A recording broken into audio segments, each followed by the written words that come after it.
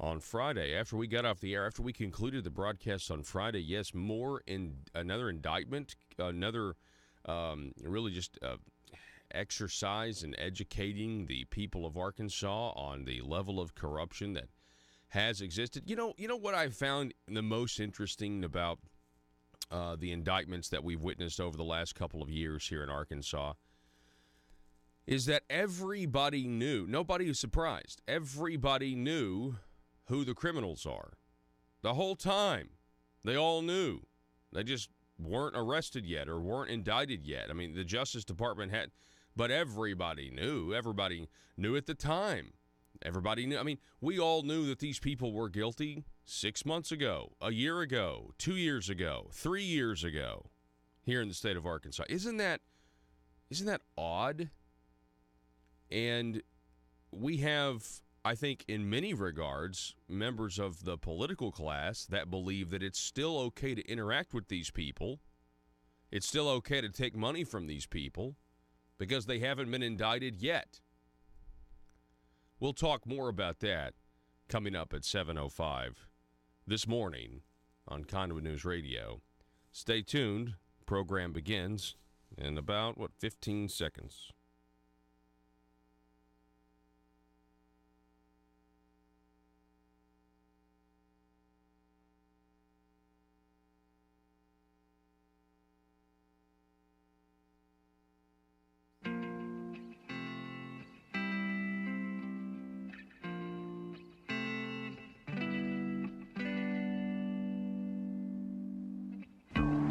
I think it's time we ask ourselves if we still know the freedoms that were intended for us by the Founding Fathers.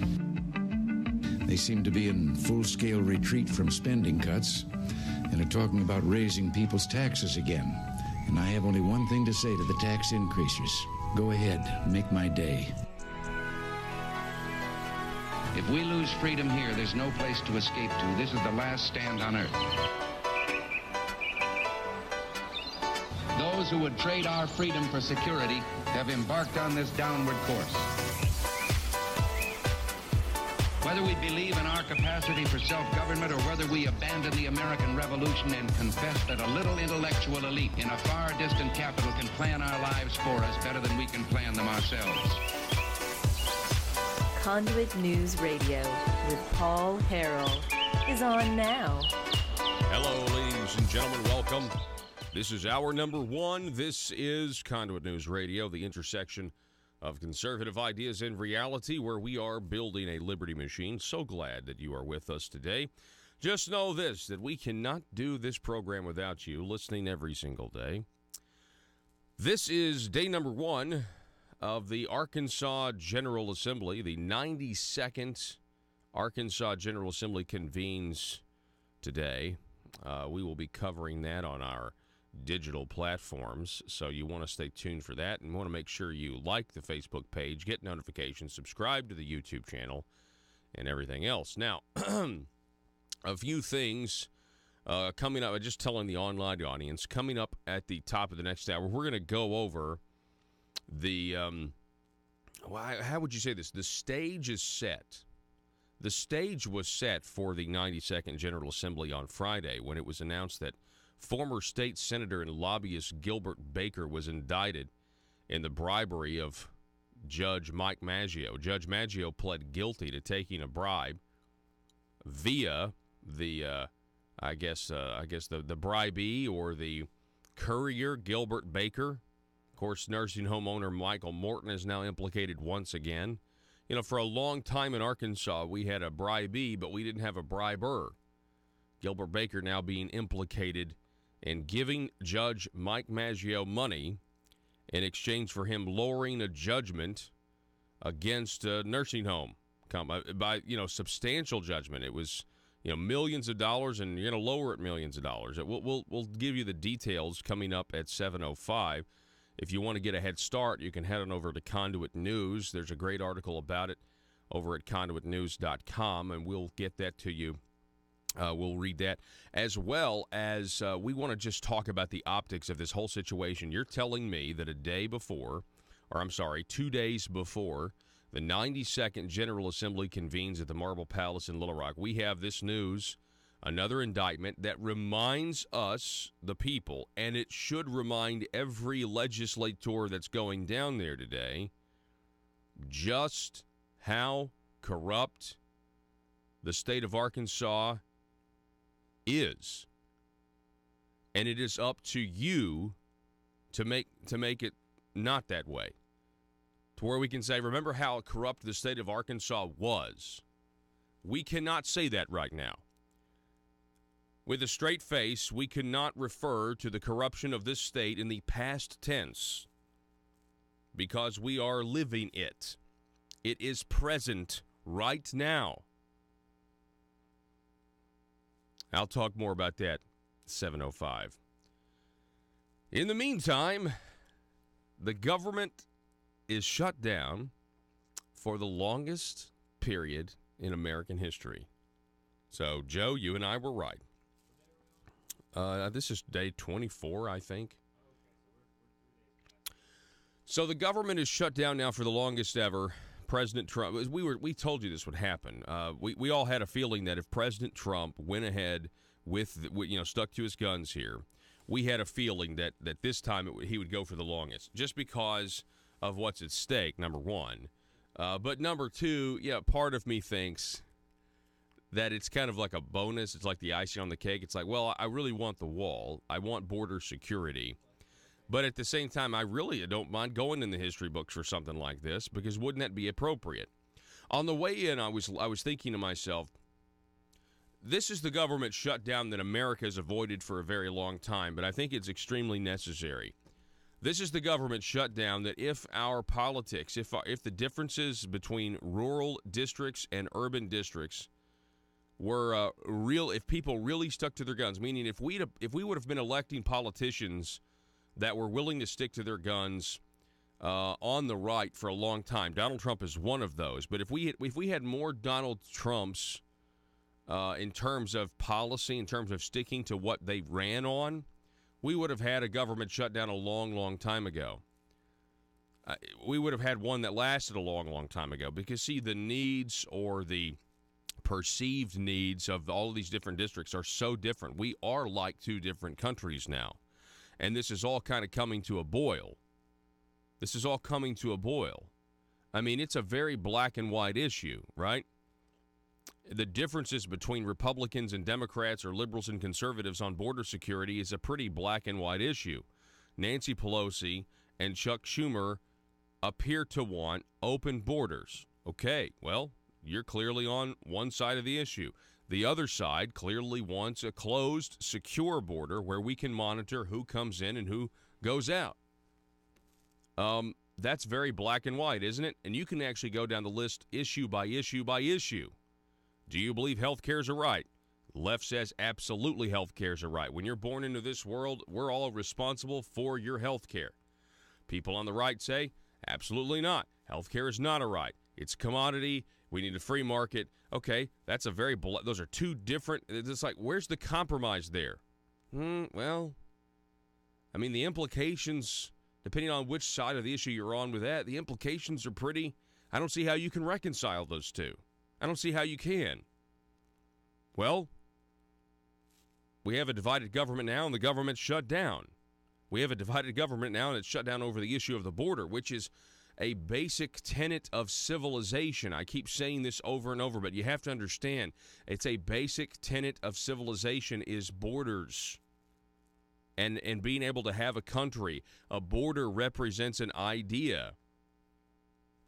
In this world, borders represent ideas that are better than other countries. We're seeing this multiculturalism come to a boil, where people on the left have been preaching, well, we need people to feel good about their cultures, and we need people to, they need to have better self-esteem and blah, blah, blah. No one idea. What they're really saying with multiculturalism is no one civilization, no one idea is better than the other. That's not true. It's a self-evident truth that cultures have better, some cultures have better ideas than others. Some countries have better ideas than others. I mean, that's the whole point of the United States of America. We're supposed to have 50 sovereign states where they're little laboratories of experimentation, and you can figure out which idea works bad and which idea works good, and maybe what's in the middle and that sort of thing. Arkansas tends to rank at the bottom when it comes to good ideas. Anyway, the phone number is 870-275-9799. So the President of the United States is in the White House during a massive snowstorm, and the Democrat Party goes to Puerto Rico. There's a big junket down there. Big junket. Apparently the cast of Hamilton's down there. They're throwing a party down there. I want you to understand something. Can you imagine the optics if the parties were reversed? The mainstream media has largely ignored the Democrats going to Puerto Rico. They've largely ignored it. The President of the United States has stayed in Washington. He stayed in the White House over Christmas, and he stayed in the White House over this snowy weekend. By the way, his Instagram, was it Melania Trump's Instagram? Anyway, the photos of the snow, I mean, it's just beautiful, absolutely beautiful. You should check them out. If you get some downtime today, check out the White House photos that President Trump put out there, and they're very, very, very beautiful. You kind of hope that white snow, that blanket of white snow over Washington D.C. works as some sort of cleansing agent. That the the purity of the snow would somehow purify Washington D.C. of all of its malfeasance and corruption and just generally depressing human beings. The president of what? The president. You like my positivity this morning, Joe? You think it's a good thing? No, I think now since there's a snowstorm in DC, odds are flying in is almost not an option because. Well, I think it's passed by now. The snowstorm's over. Oh, has it? Yeah, it's over now. President Trump. Let's go to President Trump's Twitter. There's a few tweets I want to read you. 32 seconds ago, the president tweeting, "Gas prices drop across the United States because President Trump has deregulated energy, and we are now producing a great deal more oil than ever before." End quote. That's from @Fox and Friends. "But this is bad news for Russia. Why would President Trump do such a thing? Thought he worked for the Kremlin." Yeah, a lot of stuff came out over the weekend. And I think the New York Times reporting that after the president fired James Comey, the FBI opened up an investigation into whether or not he was a Russian agent. How does the FBI do it? Well, because our government is not monolithic. That's how. Because we have rogue actors within the executive branch working to undermine, subvert. It's almost, dare I say the word treasonous in a way, to subvert the president. I mean, to subvert your boss just because you don't like the people, or you don't like the person that the American people picked.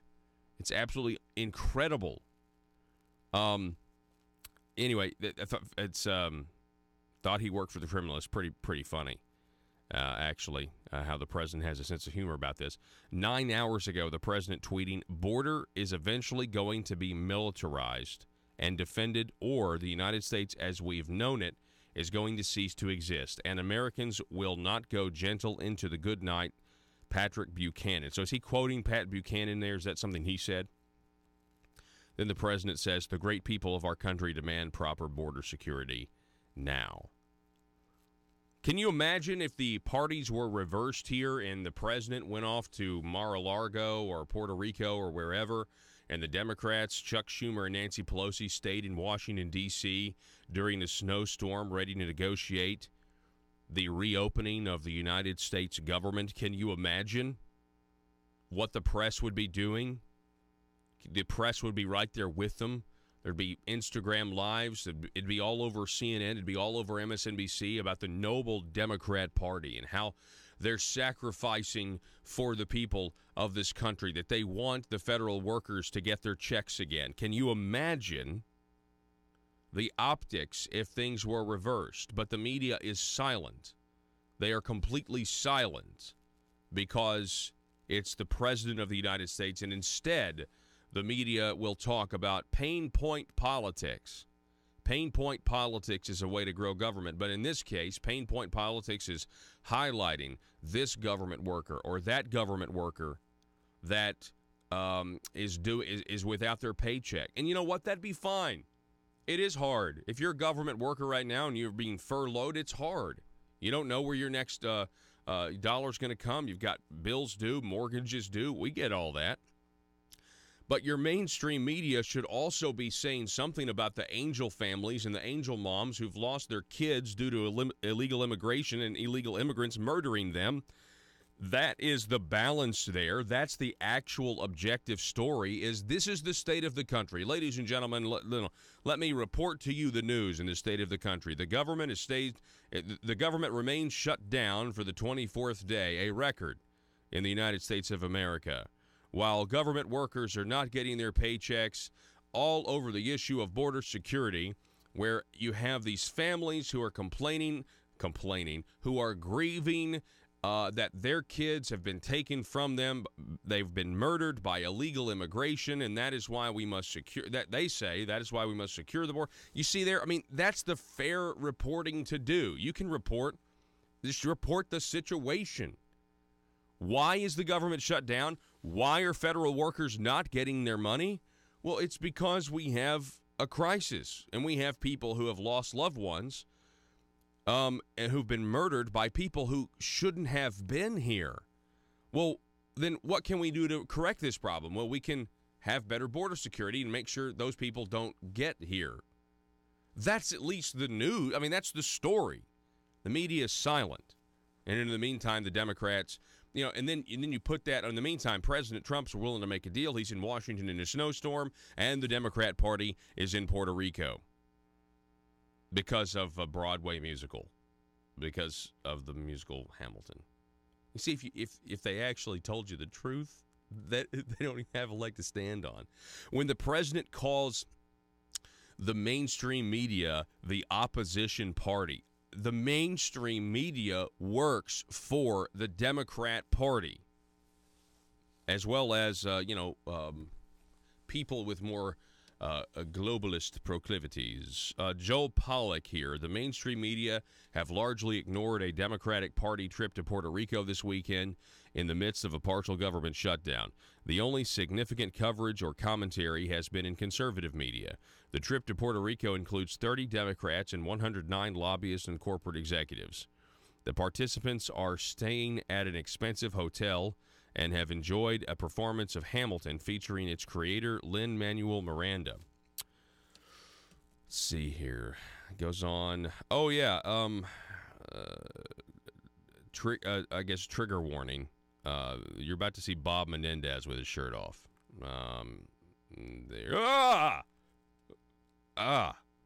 Anyway, spotted Senator Bob Menendez on a beach at a resort in Puerto Rico on day 22 of the partial government shutdown. Reports say dozens of Dems are in Puerto Rico for the CHC Bold Pack Winter Retreat, including meetings with the Hamilton cast. So there we go. And yet, CNN paid little attention to the Democrat trips. The only recent articles at CNN.com about Puerto Rico as of Sunday afternoon were an op-ed arguing against diverting relief funds for Puerto Rico to build President Donald Trump's border wall. And then, of course, they're just, anyway, it's just a mess, folks. It's a mess.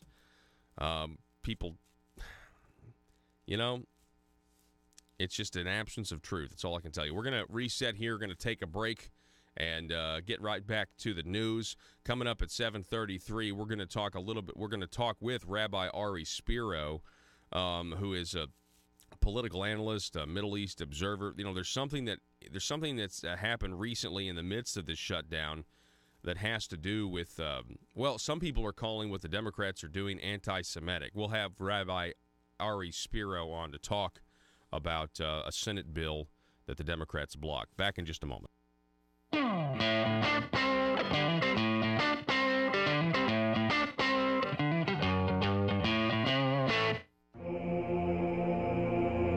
It's Conduit News Radio with Paul Harrell. Welcome back to the program. We got Congressman Rick Crawford is back with us. Rick, how you doing this morning? I'm good. I'm enjoying that particular selection, wondering if that is you're trying to send a message there or what, but that's a pretty good song. Yeah, it is. No message, no hidden meaning at all. But so tell us, we're in the midst of this government shutdown. What are your thoughts on everything? Well, I think what you're going to see now is Pelosi is completely and totally intransigent. Chuck Schumer is essentially using her to buttress his position, knowing that as long as she remains unmoved, then he gets cover politically.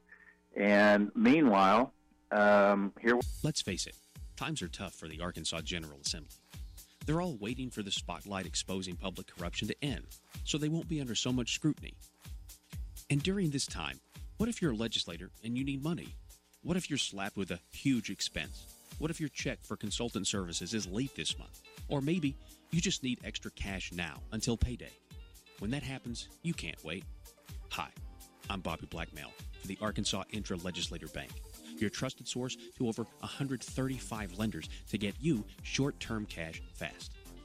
Use the Arkansas Intra-Legislator Bank today, and you can have up to $12,500 cash in your checking account tomorrow. Dried-up bribes no longer coming from Medicaid entities? Handled. Extra cash until your hopeful acquittal? Done. And you'll be surprised at how easy it is to get extra cash. Just be an elected official and be comfortable with the status quo, and we'll connect you with a fellow legislator who is ready to loan. It's quick and easy. And don't worry if you can't make the payments, because the Arkansas Intra-Legislator Bank is designed to help you get through these tough economic times. There are other ways you can pay off your debt, like by voting the way the establishment wants, or by rewarding some with committee chairmanships. So forget about overdraft fees and the spirit of covetousness that sometimes overwhelms the best of lawmakers. Just remember, the Arkansas Intra-Legislator Bank for short-term cash between colleagues when you need it fast. Some transactions have long-term consequences. Paul Harrell, parody.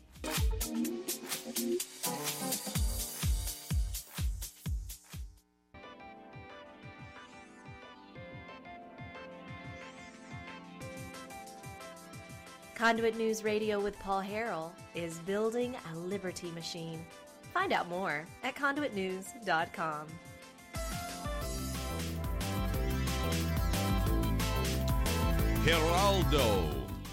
Geraldo Rivera, he just tweeted this, yesterday. Based on the record, the allegation/suggestion that the FBI came close to investigating President Donald Trump as a Russian spy/asset, if true, says more about the anti-Trump bias within the Department of Justice than it ever does about the president's actions regarding Russia. You know what? One question I would like to know. One question I'd like the media to ask Trump about his relationship with Russia, which is, they're now talking about the president has saved translation documents or transcripts or whatever between him and Vladimir Putin. And they're like, well, and he won't let anyone see them. Well, it's because people leak stuff like crazy, because people within his own government, they leak stuff to try to make him look bad. I mean, what would you do at this point? But what I would like to know, I would like someone to ask the president or some surrogate of the president, is Vladimir Putin considered a globalist? I just think it's a fair question. To deny the fact that, to deny the dispute, the chasm that's going on right now between nationalists and globalists is, it's just madness. It's right there in front of you. The fact that Britain is in an immigration crisis, the United States is in an immigration crisis, France and all of Europe is in an immigration crisis. How do all of these sovereign nations have the same problem right now if it's not somehow being coordinated? No one wants to ask that question. Is Vladimir Putin considered a globalist, or is Vladimir Putin considered a nationalist? Just a fair question that I think needs to be asked. Speaking of globalism and nationalism, let's talk about Brexit. You need to pay attention today what goes on across the pond, really all week. The people of the United Kingdom voted to leave the European Union. They weren't supposed to do that.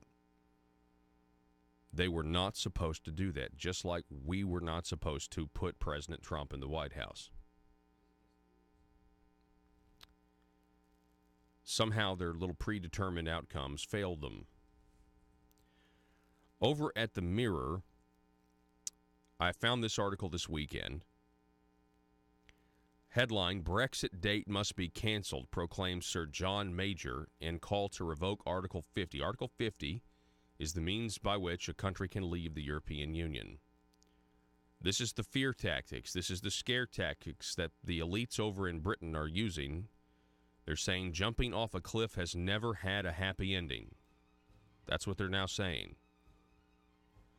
The date of Brexit should be canceled entirely, Sir John Major proclaimed today. The Tory ex-Prime Minister demanded Theresa May revoke Article 50, which sets the March 29th date of exit to avoid the disaster of a no-departure deal. Theresa May is trying to get her government to accept the poorly negotiated Brexit deal that they don't like. They're going to leave, according to what the people voted for, unless they have a new election. They're now trying to get a future election to make sure this is what the people really wanted to do, which is, well, of course. I mean, I'm sure the people over here would love to have a do-over 2016 to make sure you really wanted Donald Trump in the White House. Again, consistencies. We are day 2021, and they have no willingness to address border security. And I just, look, I mean, you can't, we've been getting calls on this steady for, now 21 days. 81 point whatever, almost 82% in my district are saying build the wall, hold fast. Now, I'm hearing from other members similar situations where that's the read they're getting from their district. And just so people know, I mean, we track every call, we record every call. I mean, in terms of, we're not recording the voice, but we're annotating the call and the message of what the caller has, and so we're keeping track. And 82% is pretty overwhelming in my district that are saying hold fast, build the wall. Wow. And it's I think people ought to know that. I can't speak for the other districts, but we're watching ours pretty close, as you can imagine, and that's the sentiment we're getting. And I wouldn't say that if it weren't the case. I mean, look, if my job is to represent the First District of Arkansas. I know other districts have different issues and they have different perspectives. I don't live in California. But even in California, there's look at the police officer that was just recently killed by an illegal. That has changed the narrative to a large degree. So it's an impasse that's very easy to fix, easy to address, and we have a speaker who just refuses to even begin to negotiate. She's absolutely, president comes up and says, hey, if we open up the border, if we open up the government, can we talk about border security in 30 days? No. Okay. What's he supposed to do? Is he supposed to stay in the room and continue when you get that type of response? I mean, at this point, it's up to him. And now you have Lindsey Graham saying he's encouraging the president to use executive authority for an emergency declaration so that we can do a couple of things. One, primarily get the government back open. And two, using his authority to, on the national security front, to secure the nation. That's his responsibility. That's our responsibility as representatives. And as those of us who took an oath to support and defend the Constitution, is to keep our nation safe. And I just can't imagine why for a pretty good idea, if I can just, a little inside baseball, she's terrified of Alexandria Ocasio-Cortez. Really? Oh, absolutely. And so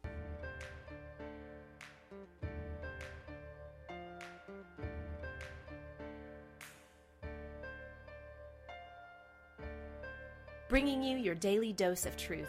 It's Conduit News Radio with Paul Harrell. All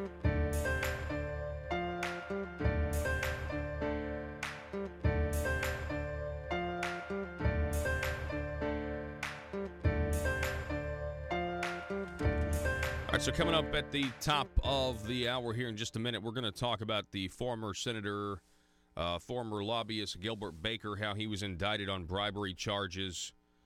A subheadline here, no indictment for Michael Morton released or anything like that. He's the nursing home owner, but Gilbert Baker certainly indicted. We'll talk more about that coming up, as well as the headline here, the governor to reform tax reform after 200,000 filers to see tax increase with current plan. There's some questions about what may happen. Listen, we've already detailed how if there's more revenue coming from the people at the end of the day after their reforms, that's a tax increase. If there's more money that goes to the government. But when you actually have people within the income tax, the planned income tax cuts, if they end up seeing more money, that's not going to, if they end up giving more money, it's hard to spin your way out of that one. So we'll tell you about that as well coming up at the top of the next hour, as well as generally, we're going to just kind of go over the stage. It's the 92nd General Assembly, and it starts today. They convene today. Your representatives, your senators, going down to Little Rock in your name to pursue ideas, thoughts, pieces of legislation, bills. And we're going to kind of give you the optics of what the stage looks like, what's happened in the last 2 years. We know a lot more officially than we did, but we still pretty much know the same thing. See, here's the problem.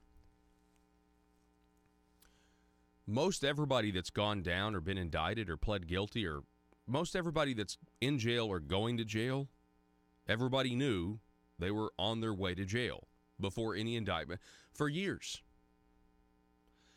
And yet, because the public, the general public, wasn't aware, because there is no investigative reporting in the mainstream media here in this state, we have people in the political class that believe it's okay to continue to associate and take money from those who, behind closed doors at the 1836 Club, everybody knows who's being investigated by the FBI.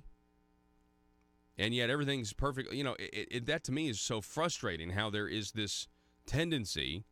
Well, they haven't been indicted yet, so let's continue to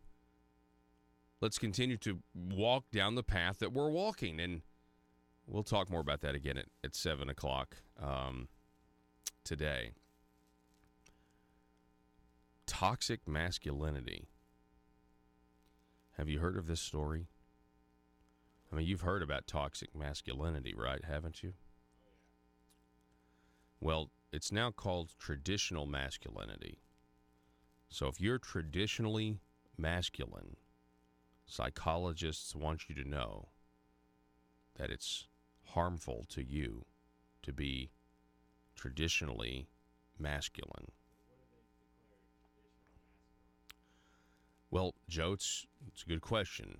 Dr. Susan Berry over at Breitbart has the story about the American Psychological Association, and they've released guidelines that teach psychologists working with men and boys that traditional masculinity is psychologically harmful. Quote, APA has issued its first ever guidelines for practice with men and boys.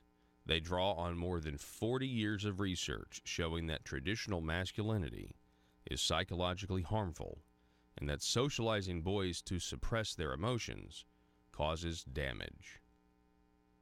Okay, let's read on. According to an APA announcement, the release of guidelines for psychological practice with boys and men comes after a review more than 40 years of research showing that men who are not emotionally expressive are damaged and end up with serious behavior problems. So I just want to want to say something here. If it wasn't for the feminine, you wouldn't even know the difference, would you? Who's to say one's better than the other? Well, okay, this is what our culture says is acceptable now. Okay.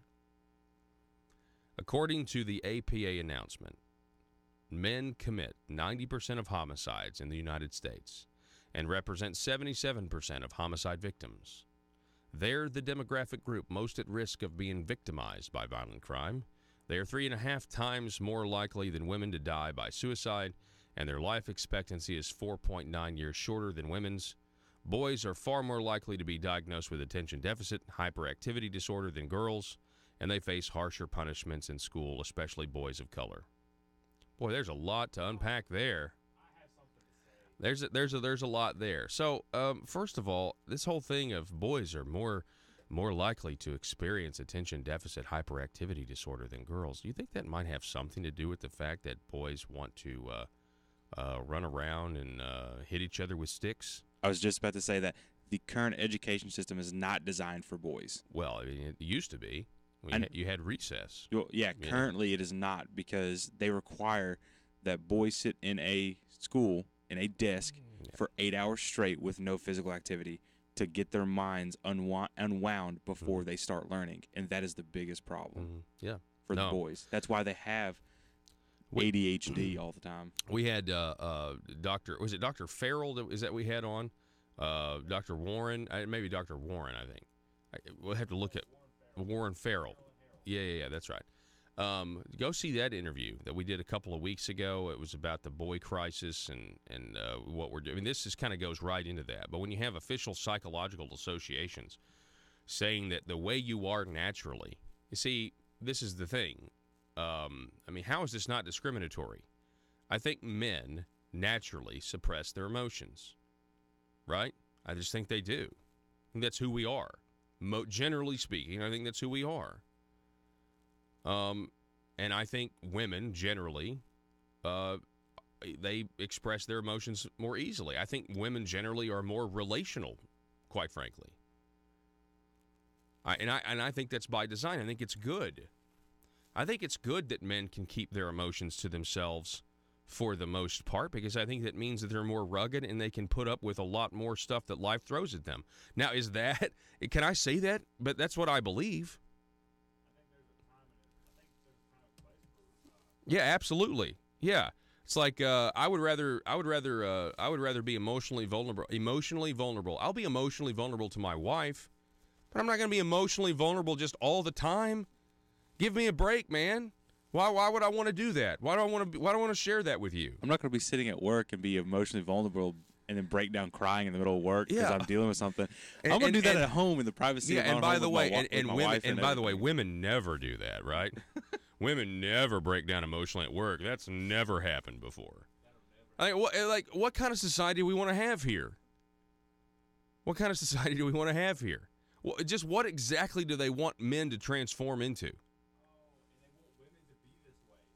Yeah, and this is how they want women to be. And here's the thing, and we're just speaking in generalities, okay?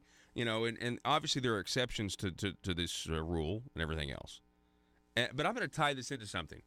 We have the American Psychology Association that is now telling therapists to tell boys and men that that their masculinity, you know, the type of masculinity that has in many cases been very, very good for civilization as a whole, is there's somehow something wrong with that. And at the same time, we are having a debate as to whether or not countries, sovereign nations, can secure their borders and build a fence. Now, you're telling me that's not related? Of course it's related. But we have half the country that is offended by the idea that you would protect and defend the people inside a country from those outside the country wanting to unlawfully enter it. Toxic masculinity. The patriarchy If that border wall gets built, the patriarchy wins. These people, I mean, I'm telling you, we are suicidal as a society, just as a civilization. We don't want to exist. Listen to this. So what marks traditional masculinity, according to the Psychological Association? APA says the guidelines teach that traditional masculinity, quote, marked by stoicism, competitiveness, dominance, and aggression, is, on the whole, harmful. Okay, so stoicism, okay, which I don't know how you take that out of the, I don't know how do you teach someone not to be stoic? Anybody? No? I have no idea. Hey, quit looking so heroic. Quit looking so competent. Hey, quit looking so capable. Stop it. Stop looking so stoic. You know, like, it's ridiculous. What about this? Where's the other one? Competitiveness. Quit trying to be successful all the time. Quit trying to evaluate yourself against your peers and be better than them. Stop that. Quit being so competitive. You know, quit trying to have better ideas than everybody else. And I will reference you, by the way, to the border. We were just talking about how borders actually represent ideas that are better or worse than other countries. Like North Korea, that border you go across, that represents a bad idea. But if you're coming from North Korea to South Korea, that border represents a really good idea for you personally as a human being. Dominance and aggression. Yeah, don't be aggressive, whatever you do. Just be passive-aggressive because, man, everyone loves a passive-aggressive, right? I was about to say the four marks that they gave here, the exact opposite of all four of these in combination with each other are equally as harmful. Yeah. Like, yeah. They're claiming that this one type or this version of masculinity is harmful on the whole. But if you look at like the exact four opposite or four personality traits that are opposite of these are equally as harmful. Yeah, and here's the thing. They're even worse. Listen to this part. Quote, men socialized in this way are less likely to engage in healthy behaviors. Depends on what you call healthy behaviors. Because I think if you're stoic, competitive, dominant, and aggressive, you're probably going to be pretty attractive to females. I would agree. But like, because I think at least that's what my wife is attracted to. I'm pretty sure if I wasn't stoic, competitive, dominant, aggressive, if I was passive and didn't take charge and didn't want to do anything and didn't want to be a form of security, I just don't think she would find me very attractive. I don't know if it would have worked out for us when we met 13 years ago. I'm not really sure. I don't know if she would have. It's just ridiculous. My goodness. And to be honest, seeing a lot of these traits in women nowadays is actually, for men, it turns men off. Oh yeah, absolutely. Because they're like, this. Yeah. We don't want this. Growing up, we don't want to see ourselves in our lives. Growing up, occasionally, you saw the beginning of this when some women would get upset when I would try to open the door for them. You know what I'm saying? I remember this as like as a teenager. I mean, like, well, I don't want anything to do with you. Like, what's your problem? Like, what is your deal? Like, can you not appreciate the nice gesture of me opening the door? Yeah. And then when I met my wife, she actually appreciated when we would like be walking down a sidewalk or something. I would try to make sure she was always on the side closest to the buildings because it's just a protective thing in case that's just the gentlemanly thing to do. Put yourself between her and the danger. Yeah, exactly. And she recognized that, and I was like, okay, all right. Anyway, this is just ridiculous, and this is just a product of where we are as a society. And it's why we can't build the wall. I know, I'm not trying to contrive something here. This is why we have a problem with doing something so basic, because it's offensive to people, right? It's a monument to racism if you build the wall. It has nothing to do with protecting the people that are inside. It's too aggressive. It's too aggressive. It's too offensive.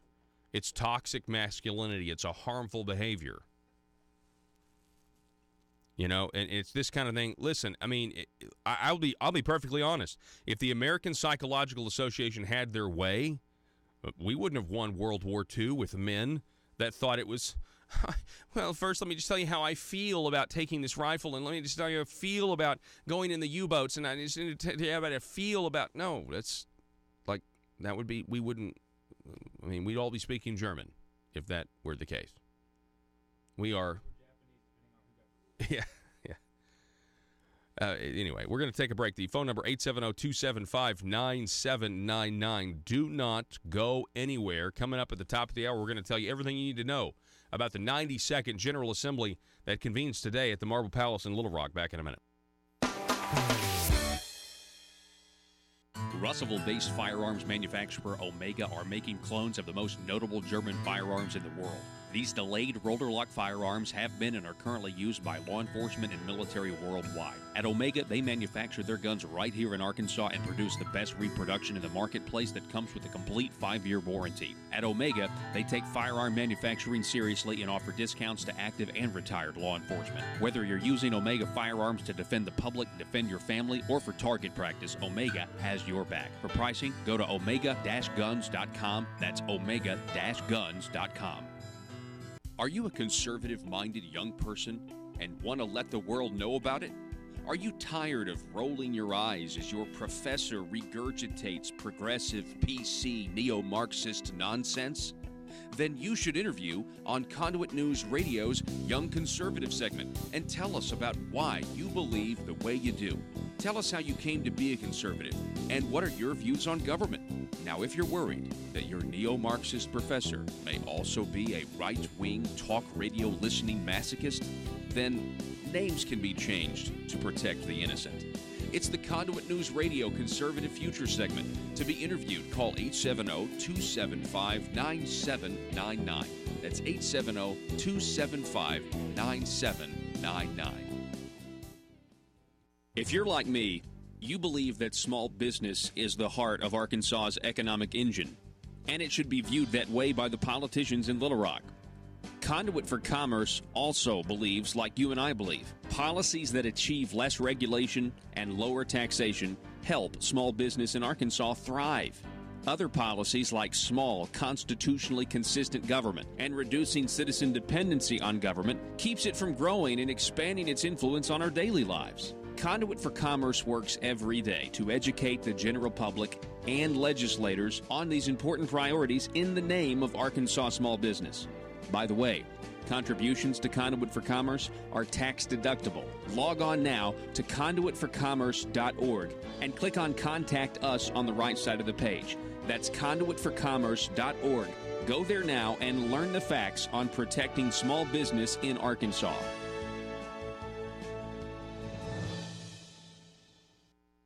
Why she continues to keep this position is because the progressives on her side of the aisle, that is the new the antithesis, if you will, of the Freedom Caucus in the Republican conference. And the problem is, though, that the Freedom Caucus doesn't have the media actively supporting and advocating their position, whereas the Progressive Caucus on the left does. Not only does the Progressive Caucus continue to grow on the Democrat side, but they continue to build media support that creates a problem for Nancy. So that's why she's doing this.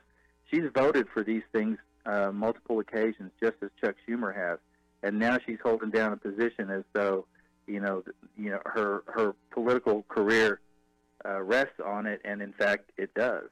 So the inside baseball, we're talking with Congressman.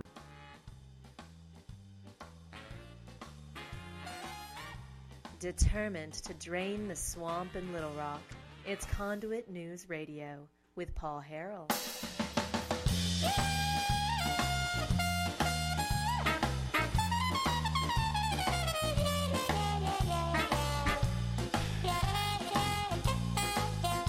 All right. President Trump is predicting that DACA will bring Hispanic voters over to the Republican side amid the shutdown stalemate. The Daily Caller reporting that the president is predicted, let's see, quote, Democrats are saying that DACA is not worth it and don't want to include in the talks. He wrote on Twitter, many Hispanics will be coming over to the Republican side. Watch. The president over the weekend, in the midst of the longest government shutdown ever, while the Democrats were in Puerto Rico and the president was in Washington, D.C. in a snowstorm, he basically is offering to fix the DACA situation and put that on the table if he gets money for his border wall. And the Democrats, according to the president here, are saying it's not worth it. Now, why would it not be worth it? It wouldn't be worth it to allow Republicans to fix a problem. And it wouldn't be worth it to remove the victimhood from the DACA children, and the victimhood that is now being used to amass political power in the Democrat Party. The Democrats want them to be victims. They don't want to actually fix the problem, and that is abundantly clear. Abundantly clear. Now, I mean, the whole DACA thing and a potential amnesty or a potential, Band-Aid on the problem is what some people have called it. It's not going to make conservatives like me happy. It's not going to make a lot of you out there happy. But I just wanted to say that the president's willing to put it back on the table so that he can build the wall, which would be the definition of a compromise. I mean, you would be getting what, we wanted, and then we'd be getting something that we don't want. And the same thing that the Democrats could say the exact same thing. And it's just it's amazing to me how the Democrats don't want to they don't want to have to work with the president at all. And so that's why we're in a shutdown. And again, this shutdown has been a long time coming. I know we've had little shutdowns here and there over the years, but this is because you have a leader who is actually willing to stand on the popular ideas he campaigned on and not give up on them because, government just has to do the things government does. Get that out of here. He's not caving. If we had more on policy, if we had more politicians in the Republican Party with the backbone that the president has, we would have had this shutdown 5-6 years ago, and we would have maybe worked out our differences. But now everything's at a fever pitch. It's a powder keg. It's ready to explode, in my opinion. So we'll see what happens there. Okay. I am now on a quest, personally, to really try to wrap my head around what fentanyl is. This is this drug that you've heard a lot about. I haven't done all of the research. I've just seen some of the headlines. So there was a massive fentanyl overdose in California, and it killed one and hospitalized a dozen. So I'm reading this article here. Okay, NBC News reported one person connected to the people in the house where the fentanyl overdose occurred. Listen to this. The exposure was so powerful that 2 of the responding officers fell ill from fentanyl poisoning. Both received treatment at a hospital and were later released. I read that, and I know it's a powerful drug, but I read that and I said, what kind of drug is this? That the people on the scene to help? What, do you breathe it in? What is it, airborne? This is crazy. And that, by the way, this is another reason why, they say that there was enough fentanyl seized at the border to kill every American in this country, to kill every person in this country last year. This stuff is powerful. Now, it's a synthetic opioid, and it obviously, it's more power. It's like 100 times more powerful than morphine. It's crazy, and this stuff just messes with people's minds. You can hallucinate on it, but you can die easily. Like that. You can go into paralysis and die. I found a thing from the CDC. It says, "What is fentanyl?" Fentanyl is pharmaceutical. It's a drug. It's a synthetic opioid pain reliever approved for treating severe pain, typically advanced cancer pain. Yeah. So this is understand. And it's probably extremely diluted when it's administered by a professional. Yeah. But also think these people are going through a ton of pain when they're taking this. It's 50 to 100 times stronger than morphine. Is prescribed in the form of transdermal patches or lozenges. So a patch that you put on your skin to absorb it through your skin, or lozenges you take through the mouth, and can be diverted for misuse and abuse in the United States. However, most recent cases of fentanyl-related harm, overdose, and death in the U.S. are likely linked to illegally made fentanyl. It is sold through illegal drug markets for its heroin-like effect. It is often mixed with heroin and or cocaine, as a combination product with or without the user's knowledge to increase its euphoric effect. So here's the thing. War on drugs. Has there ever been a war on drugs without a border, without border enforcement? We've been here. I've heard about the war on drugs, Nancy Reagan, Just Say No, the DARE program, whatever, my entire life. I was fully indoctrinated. I went to public school, fully indoctrinated. You know, you had the police officer that would show up, talk about drugs. It's a bad. It's just say no. How have you ever really, truly had any war on drugs when there was never a secure border to the south of us? Somebody answer that question, and you're going to have a lot more. You're going to have a lot more questions after that. And so I'm like, how powerful is this stuff, though, that you can go in and get it on your skin, or what is it, airborne? So this, yeah, I know, through the skin contact, but I mean, listen to this. This was on the 13th of January, this massive fentanyl bust. Back on August 9th of 2017, I just decided to do a Google search. CBS News headline, 8 SWAT officers hospitalized after possible exposure to fentanyl. During the raid, it was a dozen SWAT team officers were hospitalized after agents raided a home in Pittsburgh. Several agencies began executing search warrants. In addition to the substance that went airborne, investigators say they found a significant quantity of white powder, meaning it did go airborne. And they started getting dizzy and they needed treatment.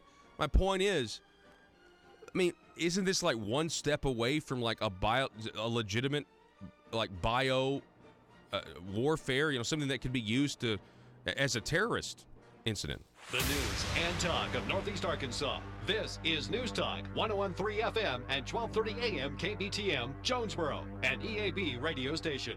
Crawford, that makes President Trump's statement yesterday before he left for the border, when he said the Democrats have been, quote, taken over by a group of young people who, frankly, in some cases I've been watching, I actually think they're crazy. That might be referring to Nancy feeling like in order to maintain power, she cannot. And she's called the wall immoral as well, Congressman Crawford. And they claim, the Democrats right now want to eat their cake and have it. They want to say we are against the wall because the wall is immoral, but we are for border security. And my question is, if the wall is immoral, then isn't border security immoral also? Indeed, because, you know, they talk about the wall, and they're trying to get the president to recognize that the wall metaphorically can be addressed through technology and increased manpower. Okay, if we stipulate that that's the case and we increase and enhance border security, but you've already said that the wall itself is immoral. And so what you're saying is it's immoral for nation states to exist, because what you champion is open border policies. And if that's the case, we have no country. So whatever you say a wall should consist of, whether it be a physical structure, whether it be enhanced technology to interdict illegal crossings, whether it be more personnel on the border, any and all of those things, the wall, metaphorically speaking, is immoral. So but what you're hearing from these Democrats that say the wall is immoral is that they don't recognize our national sovereignty and our responsibility to protect the citizens of this nation. Not only do they not recognize it, but they actively reject it by calling it immoral. And so what we have are bigger problems here, societally, that we're going to have to wrestle with above and beyond just trying to keep the nation secure. So I totally respect their right to their opinion under the Constitution, however ill-informed and misguided it may be. But the fact remains that in order for them to enjoy that constitutional right, we have to maintain our sovereignty, and that requires border security. So you see the irony of their position? I absolutely do. I absolutely see it. It is extremely ironic. And, you know, we're at a situation here where the Democrats, I think, are all over the place, and they've made this about a personality. They don't like President Trump, and so they are now going back on everything they once said. You know, we have audio. We played it in the first hour of Barack Obama calling it a crisis, a humanitarian crisis. Well, now they are trying to say, well, the President Trump, he's wrong. It's not a crisis on the border. It absolutely is a crisis. We have, what Bill Clinton said in the 90s. We have what Hillary Clinton said about illegal immigration. We have Chuck Schumer in his own words saying illegal immigrants should not be treated, or illegal aliens shouldn't be treated the same way as people who've come here legally. All of that is out the window, all because of who won the presidency in 2016. Well, it's interesting, looking back at, all the comments that people like Barack Obama and Chuck Schumer and those others made about border security and Hillary Clinton, how important that was. And I think it's important to recognize, their historic positions on this and how they have, quote unquote, evolved.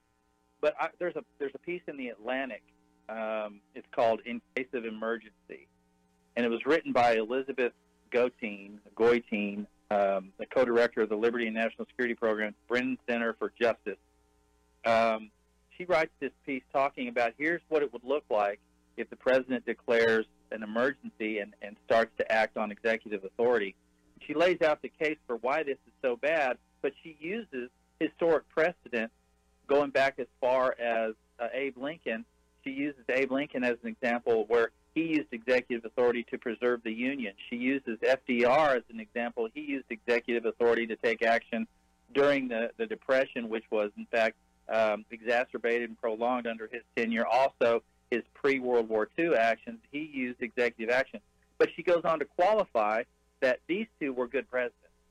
So therefore, we can overlook any extra constitutional considerations in those cases, but we're not going to overlook anything extra constitutional under this president because we don't like him. Now, that's the subtext. She obviously didn't say that, but she clearly makes the distinction that it's okay if we like you as a president, we being the liberal left and the media, if we like you as a president, we're willing to overlook anything you do, even if that means extracurricular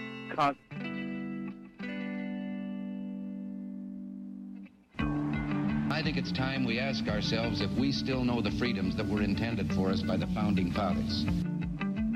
They seem to be in full-scale retreat from spending cuts and are talking about raising people's taxes again. And I have only one thing to say to the tax increasers. Go ahead, make my day. If we lose freedom here, there's no place to escape to. This is the last stand on earth.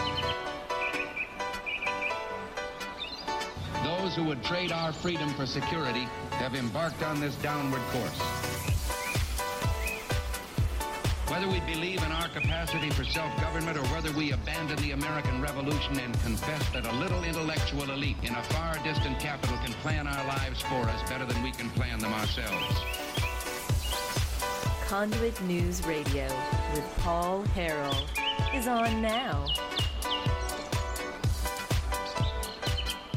Hello, ladies and gentlemen. Welcome. Hour number 2, the intersection of conservative ideas and reality, where we are building a liberty machine, and we can't do it without you. Welcome to the program. Welcome to the first day of the 92nd Arkansas General Assembly.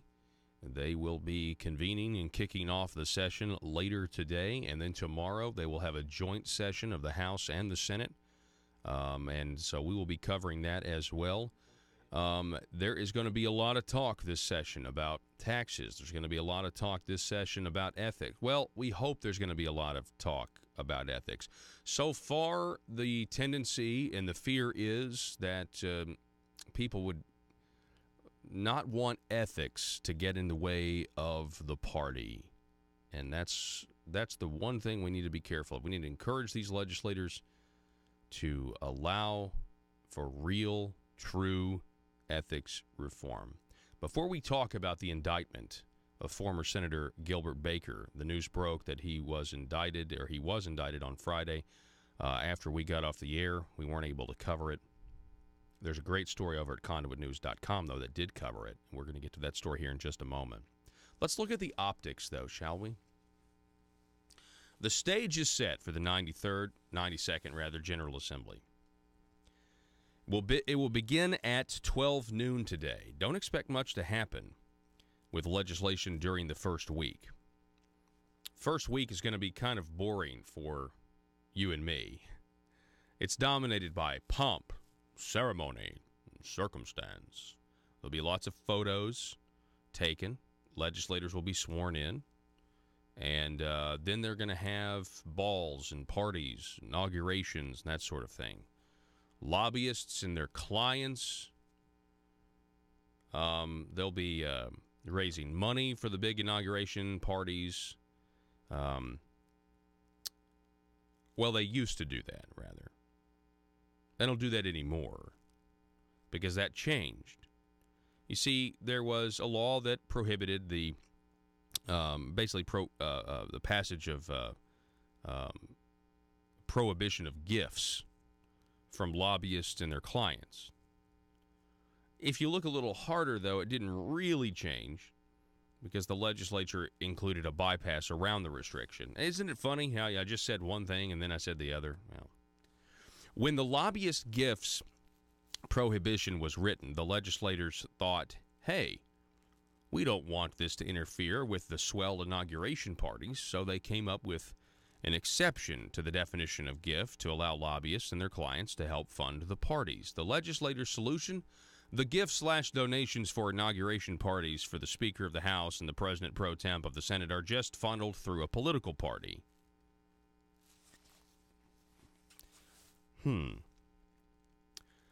Well, I hope they have a good time. Actually, it was well done from the standpoint of legislators and lobbyists because with the bypass using a political party to host the event, there is no way for the public to find out how much the various lobbying interests contributed. Partying with the lobbyists is underway, but after the corruption news of the last year or two, you would think some politicians would be hesitant to cozy up to lobbyists as per usual.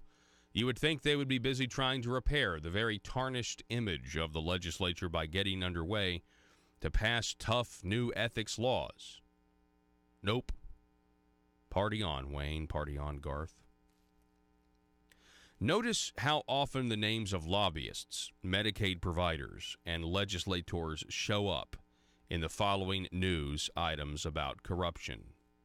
A Medicaid provider is someone who provides health-related services and receives payment through the Medicaid program. Among the largest groups of Medicaid providers are hospitals and nursing homes.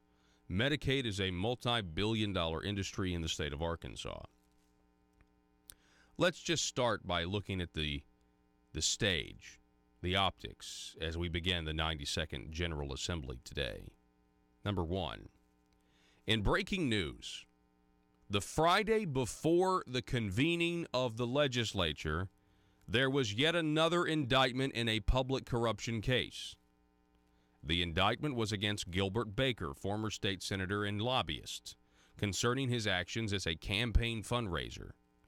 Federal prosecutors allege Baker was the middleman in a bribery scheme which funneled campaign money to Judge Mike Maggio from nursing home owner Michael Morton in return for Maggio's substantial reduction of a judgment against a nursing home from $5.2 million to just a mere $1 million. Michael Morton has not been charged. Number two, as we begin the 92nd General Assembly, in a yet-to-be-resolved story in which a prosecutor has been looking into, an $80,000 transfer from nursing home owner David Norsworthy to Senator Jake Files shortly after legislation was filed that would have reduced the liability of nursing homes and others. See the connection? Nursing homes. Number three, as we enter the 92nd General Assembly, Senator Files pled guilty to corruption in an unrelated case in which Files routed public funds to his own use. Files resigned from office. Number four, perhaps the biggest corruption story of 2018 was a bribery scheme involving the Medicaid provider Preferred Family Health Care. The story may not have gotten quite as much press as scandals involving legislators getting kickbacks from general improvement funds, but it's a bigger story because Medicaid-related businesses get billions of dollars from the state and federal government. It's also a bigger story because in 2017, legislators stopped a proposal to require Medicaid providers to disclose financial relationships with legislators and other state officials. At the center of the preferred family health care story is lobbyist Rusty Cranford and several officers of preferred family health care. They were involved in multi-state corruption. Cranford pled guilty. More notable guilty pleas came from Senator Henry Wilkins IV and from lobbyist and former state representative Eddie Cooper. Wilkins was no longer a legislator when the bribery came to light. Cranford's statement in his guilty plea also points to a bribery scheme disguised as attorney fees. This appears to be a reference to former Senator Jeremy Hutchinson, nephew of Governor Asa Hutchinson. Jeremy Hutchinson has not been charged. Number 5, although Senator Jeremy Hutchinson has not been charged for bribery, he has been indicted for allegedly converting campaign contributions to personal use. After indictment, he resigned from office. And number 6, again, as we enter the 92nd General Assembly today, another corruption story that dominated the news in 2018 were the convictions and guilty pleas in the kickback scheme involving Senator John Woods and Representative Micah Neal in sending General Improvement Fund grants to Ecclesia College, a small private college. Orrin Paris, who was president of the college, pled guilty, as did consultant Randall Shelton, and consultant Randall Shelton was convicted, rather. He didn't plea, he was convicted. Woods and Neal were no longer in office at the time of the corruption trial. So how will the Arkansas General Assembly respond to the corruption? We had more details of it that came out just on Friday. The ball is in their court. The legislative response so far to all of this corruption has been minimal. And you could say that's understandable because they haven't been in session. The only change has been some self-monitoring by the Senate. Last year, the state Senate passed a new disclosure rule as part of a plan to monitor themselves. The Senate put on a big show, but not only will self-monitoring not work, some members of the new Senate Ethics Committee don't sound convinced about the rule. Some committee members have been more concerned about wanting the rules to not be restrictive, using the excuse they don't want to that they do not want disclosure rules to discourage people from wanting to be senators. Doesn't really matter because the Senate is incapable of the task. The one bright spot is a bill by newly elected Senator Mark Johnson to take away an elected official's pension if convicted of felony corruption.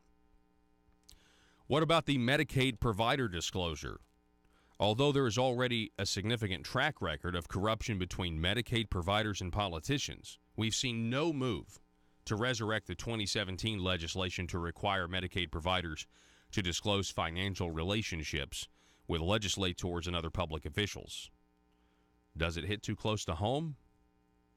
Legislators as attorneys and consultants. Also absent is legislation considered in 2017 to prohibit attorneys and consultants from representing clients before the legislature. Does this cut in too much to a lucrative side business for legislators? Prove us wrong. Pass some legislation addressing this issue, please, for the sake of the people. What about the Arkansas Ethics Commission? There's been no effort to strengthen the powers and independence of the Arkansas Ethics Commission, and I would emphasize the word independence there. What about the do-over rule? You going to fix the do-over rule? In 2015, the legislature weakened the Ethics Commission with the do-over rule, which keeps the commission from investigating or penalizing a politician for an omission or false statement if, after someone discovers the information, the politician files a corrected report. The do-over rule makes it possible for a corrupt politician to hide embarrassing financial information from the required filings until someone discovers it is wrong and then reports it.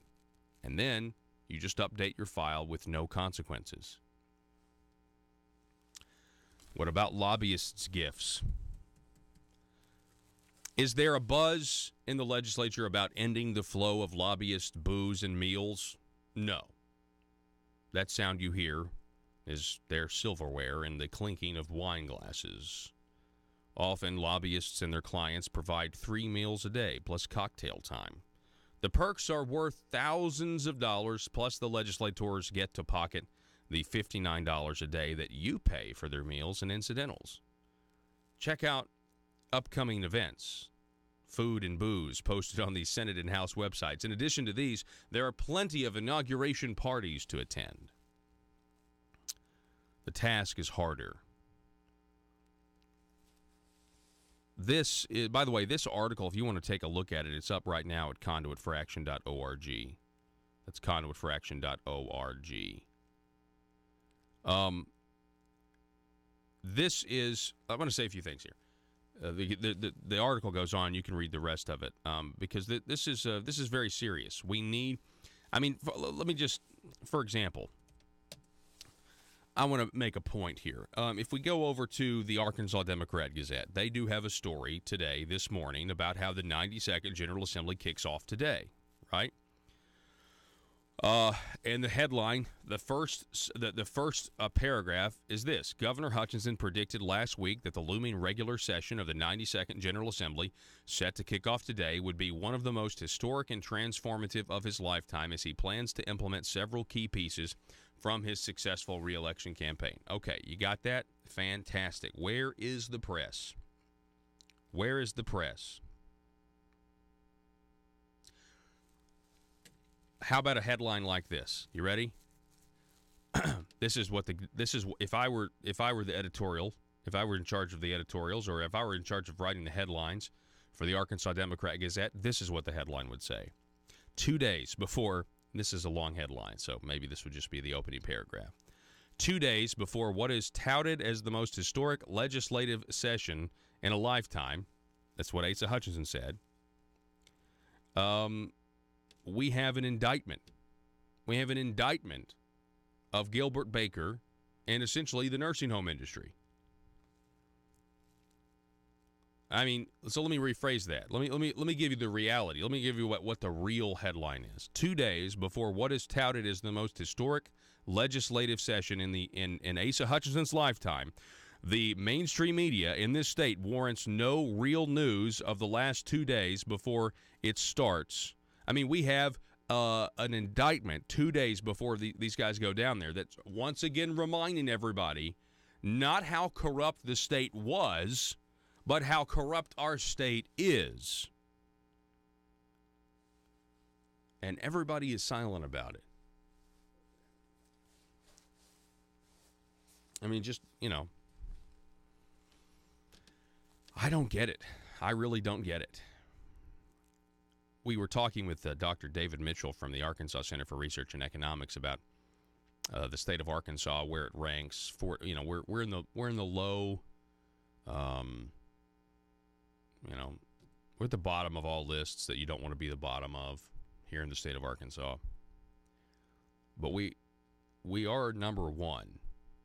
We're number one in the nation when it comes to mainstream media press coverage being positive about Republican leadership.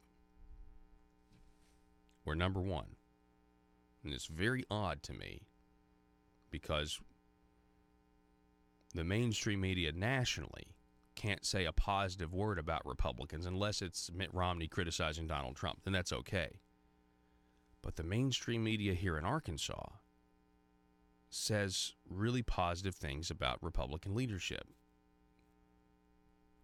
And that doesn't make sense to me. That, to me, is an anomaly. A glitch in the matrix, if you will. Anyway, so,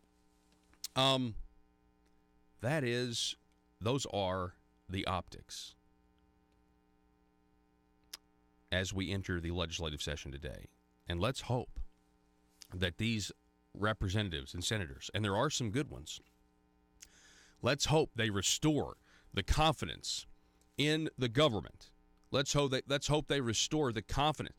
And in order to restore the confidence the leaders of the General Assembly have got to recognize publicly that there is no confidence, that there is a lacking of confidence right now.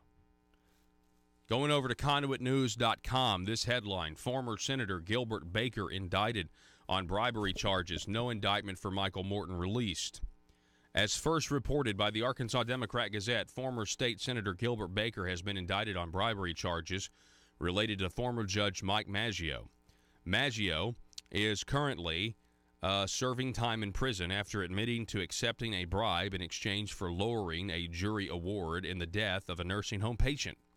The owner of that nursing home, Michael Morton, has not had an indictment released against him to date. Morton is most likely the person described in the indictment as Individual A, as a stockholder in numerous nursing homes located in Arkansas.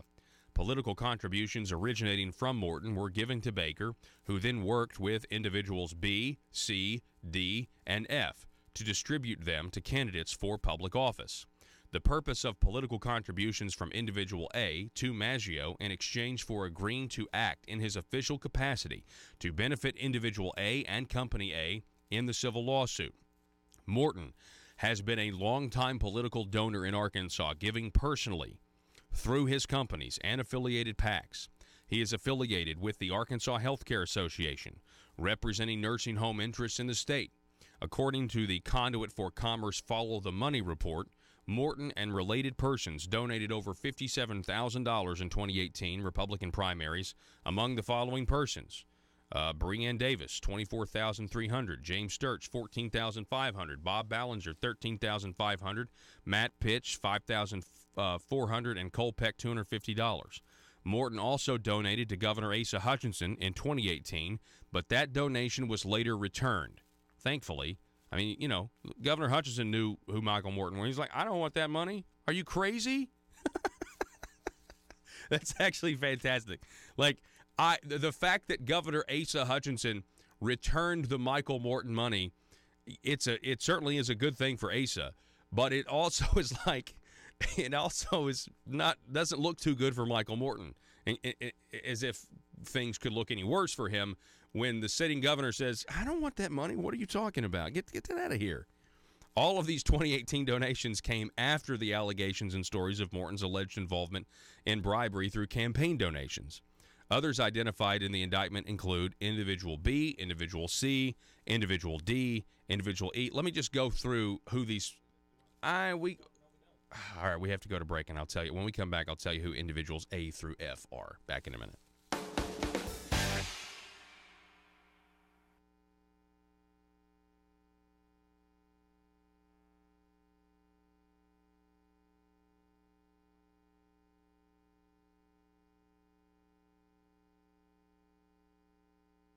Our extra constitutional action, i.e. DACA. A president, for example, who wants to rule by pen and phone, which President Obama did and stated clearly. That's entirely acceptable because they like him. But they don't like President Trump. Therefore, anything he does is subject to their scrutiny, and they are fully invested in undermining every action he takes. Wow. You're exactly right. We're talking with Congressman Rick Crawford. I agree with your take on what's going on, and I'm glad that 80% of your district is supportive and saying hold firm, build the wall. You know, to talk a little bit about, I mean, you know, we have illegal immigration, we have illegal aliens here, and they have killed America. Exposing the truth and everything the Marble Palace establishment keep trying to cover up. It's Conduit News Radio with Paul Harrell. All right, welcome back. Ladies and gentlemen, we're going over the indictment of former state senator and lobbyist Gilbert Baker. You know what's weird? And this stuff happens to me. I know it happens to many of you. I had a random thought about Gilbert Baker the other day. About 2 days before his indictment was released, I had a thought about, back when I first started covering state politics. Well, I think this was Gilbert Baker. Anyway, I had this memory of Gilbert Baker on the House floor, or maybe he was on the Senate floor. Maybe I don't know. Anyway, I had a memory, and I was like, I could just hear it was him presenting a bill, and I remember, I remember what the bill was about. It was something just very innocuous or whatever, and I just remember thinking to myself, yeah, that was Gilbert Baker that ran that bill, and I think it was like a homeschool bill or something like that. I can't really remember specifics as far as the bill goes. But for some reason, that just popped into my head about 2 days before the indictment was released. Does that ever happen to any of you out there? It's just really spooky when that kind of stuff happens. I hadn't thought about Gilbert Baker in forever. Hadn't thought about this, Michael Morton situation or Mike Maggio or any of that in forever. And all of a sudden, this random thought pops in my head, and then 2 days later, boom, and the indictment's released. It's very strange. Okay, let's see. Using context clues, we think individual A is Michael Morton. Individual B, let me see here. I have it all written down here. Individual A, Michael Morton. Individual B is a guy named Chris Stewart, Little Rock attorney. Individual C, Bruce Hawkins, from what we can tell. Of course, Bruce Hawkins also gave Jake Files $30,000. Individual D, Marvin Parks. Individual E, Rhonda Wood. And then individual F appears to be Clint Reed, who at the time was working with Impact Management, which is a lobbying group. Company A in the indictment would be Morton's Faulkner County City Nursing Home. Company B would be Arkansans for lawsuit reform. By the way, can you imagine if this indictment had been released during the election, before the election, when we were all having a vote on that terrible issue 1, bad tort reform amendment, and you had these Republicans who were all coming out and saying that it was a good thing? And I was sitting here saying on the air almost every day, how can these Republicans be for this tort reform bill in the wake of Jake Files, the $80,000, Michael Morton, Gilbert Baker, and Mike Maggio? And it was just crickets. It's like they were ignoring that it was a scandal. And now we have the indictment. American citizens.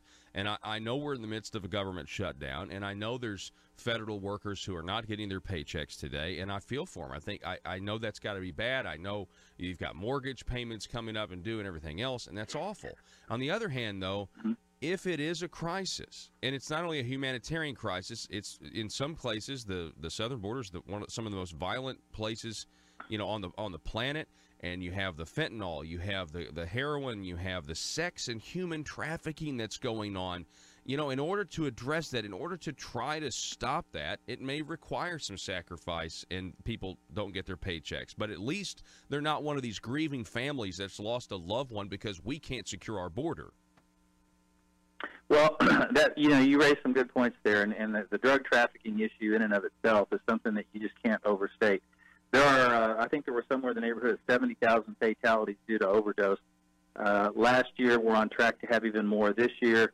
It's an unbelievable problem that people are until it affects you personally, you're probably not as aware of it. But it's going to start affecting more people personally because fentanyl is the scourge of humanity. And if you thought meth was bad, wait till you start seeing people getting their hands on fentanyl. And it requires less.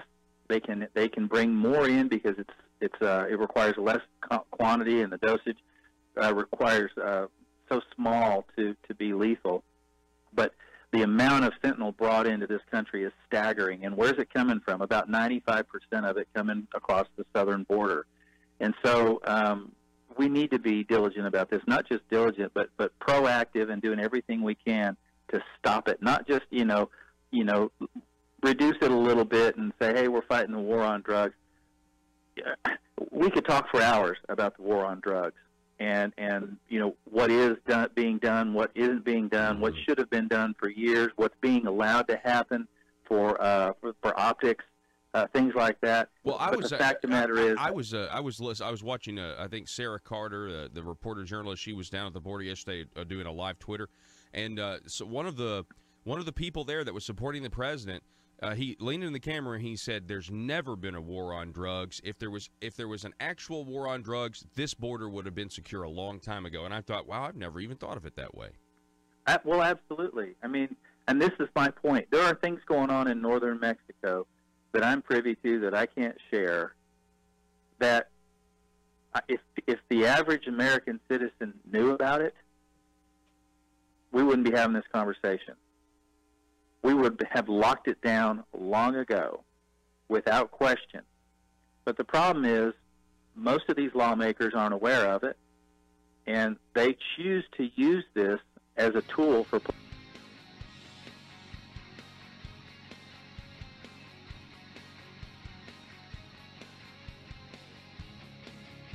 The intersection of conservative ideas and reality. Conduit News Radio with Paul Harrell.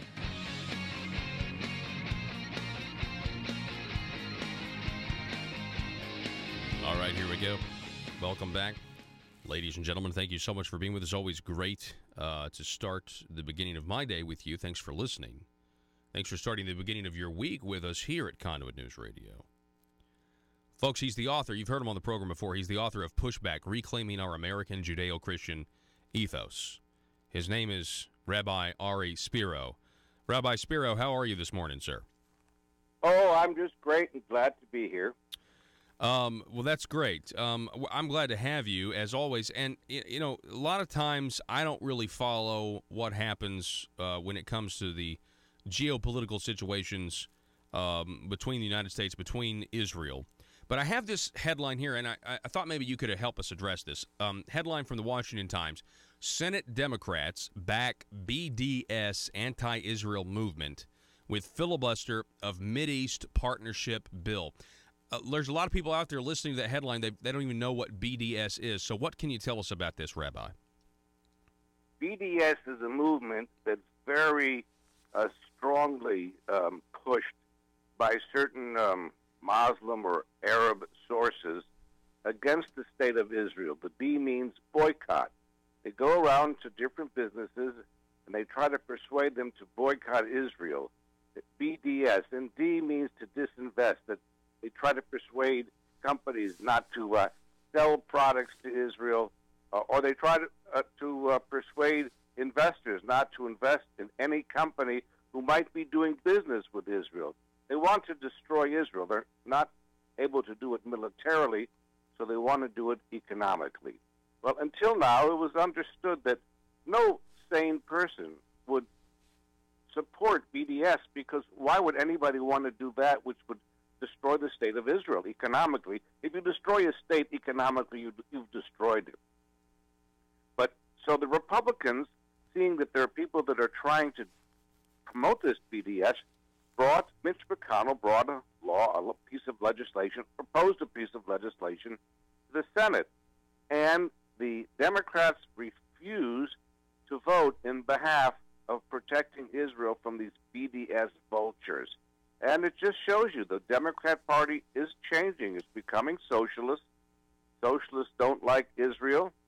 Socialists don't like capitalism. And they don't like America either, as historically constituted. They don't like America. They're socialists. They don't like anything that's distinct. Socialism is, well, we're all the same. There's no America. There's no Israel. There's no Constitution. There's no Christianity per se, unless it's very liberal. And so this is what happens when you have a party that's becoming socialist and it's electing people that are socialists, or in this case, they've elected people that are out-and-out Muslim who have declared that they want the state of Israel to be destroyed. So it's a problem because the Democrat Party represents half of the country almost. You're exactly right. It is a problem. As a matter of fact, in the first hour, we were talking about the government shutdown, and the conclusion that I've had is because we have a leader like Donald Trump who is actually sticking to what he ran on, and if more Republicans had done that, we would have had a government shutdown like this a long time ago. This is kind of the one we've avoided because it highlights, like you said, sir, you know, the Democrat Party represents half the country. We are a divided nation. We have, urban districts versus rural districts. We have completely different ideas about what's important in life, honestly. And I think that's highlighted even more when it comes to the idea of securing our borders because, to me, it's just a basic tenet of civilization. But then the other side says, no, it's a monument to racism and border security. Well, they say the wall is immoral, so they think border security is immoral too. But then Rabbi Spiro, you look at some place like Israel, and Israel's proven that the wall works. They put walls up, and they protect their borders. Oh, of course the wall works. And, I've been around, and I remember when the United States wanted to have a deterrent, a nuclear deterrent against the Soviet Union. And the same people on the left would say, the nuclear weapons won't help. It's a ploy. It's a strategy that they use, a verbal strategy.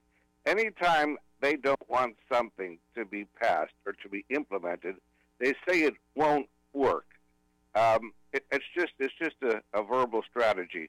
The wall will work, and besides, we're only talking about $5 billion. I mean, this Congress sends to other countries tens, hundreds of billions of dollars over the years, so these other countries would be protected. $5 billion is a drop in the bucket.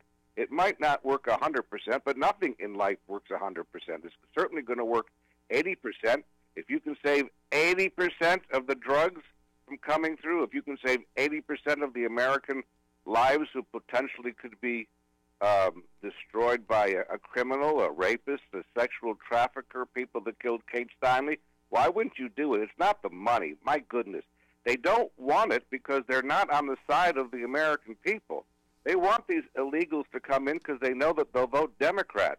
And they'll vote Democrat even if they're not citizens because they have a way of cheating. You give someone a car license, a driver's license, and then once they have that, they're going to be able to vote because the Democrats don't let you check ID for citizenship. They call that racist. Everything is racist.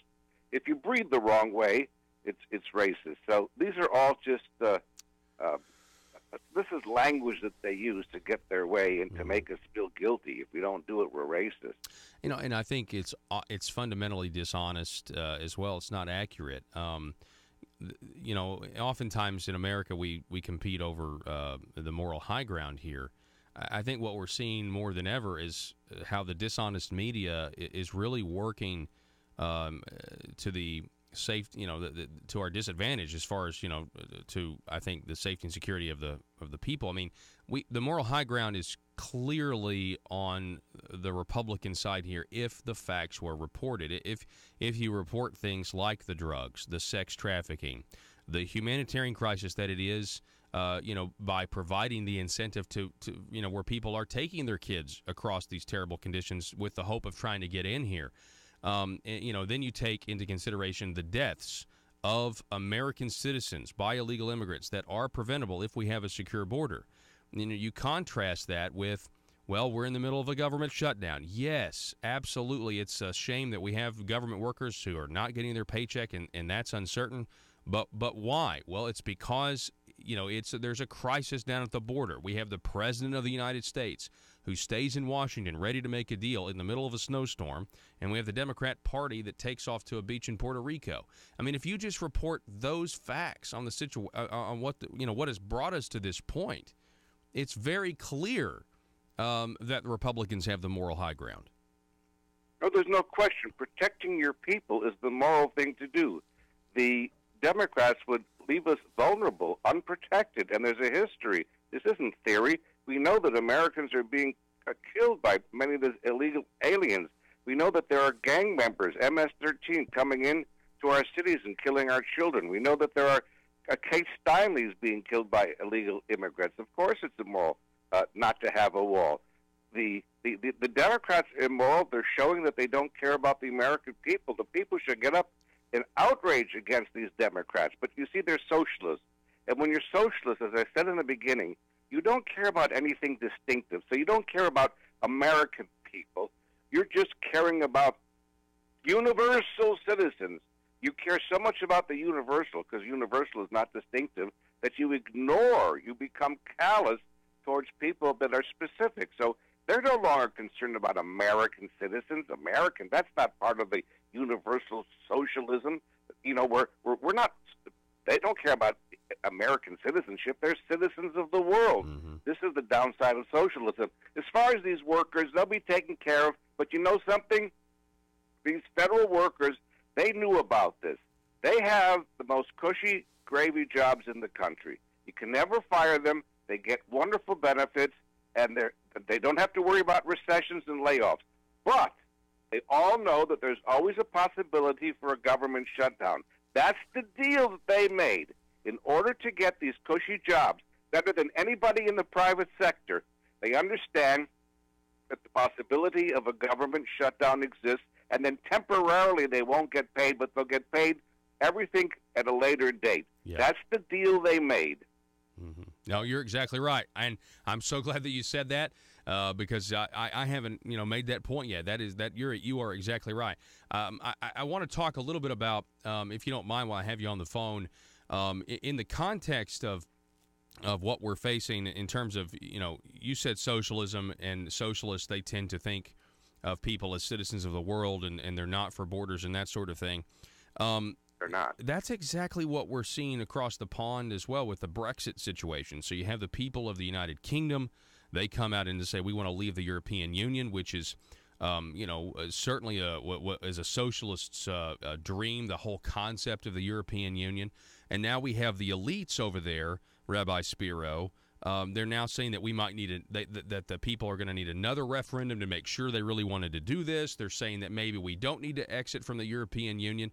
And it's just amazing to me that we see this rejection of globalism all over the world, and we have all of these countries, sir, developed nations that are all in the middle of some sort of immigration crisis, and I don't think that's a coincidence. What are your thoughts? Well, of course, you see, you have a cadre of elitists who want to control the world. One of the things that they do is they erase the whole concept of national sovereignty and basically have open borders, so that once you have a jihadist coming through one part of Europe, and he can freely go through every single country, 20 countries in Europe, because there is no border control. The same thing were happening in our own southern border. There are jihadists, Islamic jihadists, terrorists coming through our borders together with the other people from the south, and they're going to cause another Boston massacre, another Fort Lauderdale, another San Bernardino. They're going to cause that. And so the elites here want a borderless America. They don't believe in sovereignty because it's all part of the universalist utopia that will be managed by the elite. The people are rising up against it, but there's great power to this deep state. Every country has the deep state, and there's a fraternity, a global fraternity among the elitists. They help each other, and they look down at all of us. Of course, we're not sophisticated because we still believe in Americanism, or we believe in sovereignty or borders. It's all, though, to take power from the people. Once you don't have sovereignty, and the people no longer control their destiny, it's controlled by unelected bureaucrats, unelected deep staters, elitists. When you have sovereignty, then it's the people who decide their destiny. So it's very dangerous. We have to fight it. If we don't win, we will eventually, slowly lose all of our freedoms, and we'll have no say-so in our future. It will be decided by deep staters, elitists, and globalists, and they've got plenty of money on their side, too. Yeah, they really do. Well, Rabbi Ari Spiro, it's always great to have you on the program. I appreciate you getting up early with us this morning. And again, your book, Pushback, Reclaiming Our American Judeo-Christian Ethos. Folks, be sure to check it out at Amazon. Rabbi Spiro, thanks so much for joining us this morning. Okay, good. Talk to you later. All righty, folks, we're going to take a break. We're going to be back in just a moment. And just so you know, if you're just joining us, this is the first day of the 92nd General Assembly that convened later today. We'll have coverage of that for you on the digital platforms, and we'll be back in just a moment. Russellville-based firearms manufacturer Omega are making clones of the most notable German firearms in the world. These delayed rotor-lock firearms have been and are currently used by law enforcement and military worldwide. At Omega, they manufacture their guns right here in Arkansas and produce the best reproduction in the marketplace that comes with a complete 5-year warranty. At Omega, they take firearm manufacturing seriously and offer discounts to active and retired law enforcement. Whether you're using Omega firearms to defend the public, defend your family, or for target practice, Omega has your back. For pricing, go to omega-guns.com. That's omega-guns.com. Are you a conservative-minded young person and want to let the world know about it? Are you tired of rolling your eyes as your professor regurgitates progressive, PC, neo-Marxist nonsense? Then you should interview on Conduit News Radio's Young Conservative segment and tell us about why you believe the way you do. Tell us how you came to be a conservative and what are your views on government. Now, if you're worried that your neo-Marxist professor may also be a right-wing talk radio listening masochist, then names can be changed to protect the innocent. It's the Conduit News Radio Conservative Future segment. To be interviewed, call 870-275-9799. That's 870-275-9799.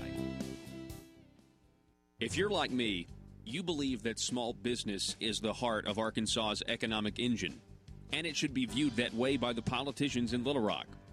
Conduit for Commerce also believes, like you and I believe, policies that achieve less regulation and lower taxation help small business in Arkansas thrive. Other policies like small, constitutionally consistent government and reducing citizen dependency on government keeps it from growing and expanding its influence on our daily lives. Conduit for Commerce works every day to educate the general public and legislators on these important priorities in the name of Arkansas small business. By the way, contributions to Conduit for Commerce are tax deductible. Log on now to conduitforcommerce.org and click on Contact Us on the right side of the page. That's conduitforcommerce.org. Go there now and learn the facts on protecting small business in Arkansas. Political purposes.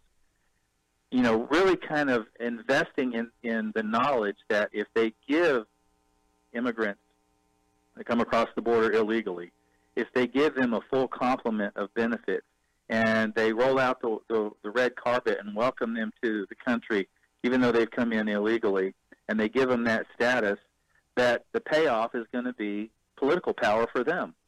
And let's just be honest about it. And so they don't want to, just like Nancy Pelosi flat out refused to hear the brief from Secretary Nielsen last week, refused to hear it as she was presenting the details of the border statistics. She would not let her speak because they don't want, once they know the truth, there's no defense of their position. So they don't want to know the truth. Wow. What they want to know is, what do I need to do to further this narrative so that I can ensure my own political... Bob Maloney here with a developing story from ASA News The Parrot. China is coming to Arkansas. We go live to the press conference where the Communist Chinese executive is addressing Arkansans for the first time. Let's listen into the translator. On behalf of the government of the People's Republic of China, we invite you to come and visit the newest named city in Arkansas, China, Delphia. We are very pleased to own an American city. Our communist government is proud to do business with the mediocre state of Arkansas. We are happy to take your money and your trees and send the profits back home. The Communist government of China was pleased to learn the taxpayers of Arkansas are excited to contribute their money with the hope, if you build it, one day jobs will come. We are excited to take your fields of capitalism and turn them into fields of communism, where every Arkansan has nightly dreams of Mao.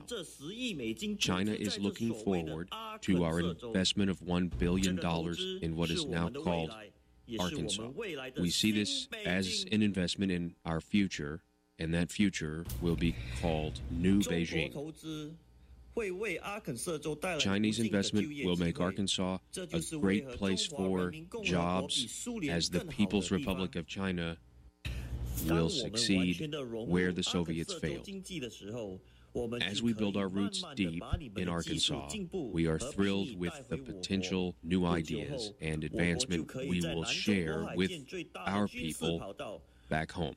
Soon we will have the world's largest runway in the South China Sea, and we thank Arkansas for contributing to our noble cause. In closing, once we make China great again, all of you will see the glory of the revolution of Mao.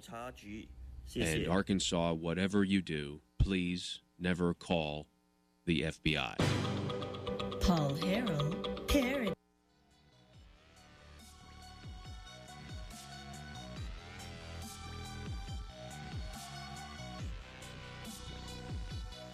Need your daily news fix? Don't forget to tune in to Conduit News Radio with Paul Harrell. 8 minutes ago, President Donald Trump tweeting this: "The fake news gets crazier and more dishonest every single day. Amazing to watch as certain people covering me and the tremendous success of this administration have truly gone mad. Their fake reporting creates anger and disunity. Take 2 weeks off and come back rested. Chill!"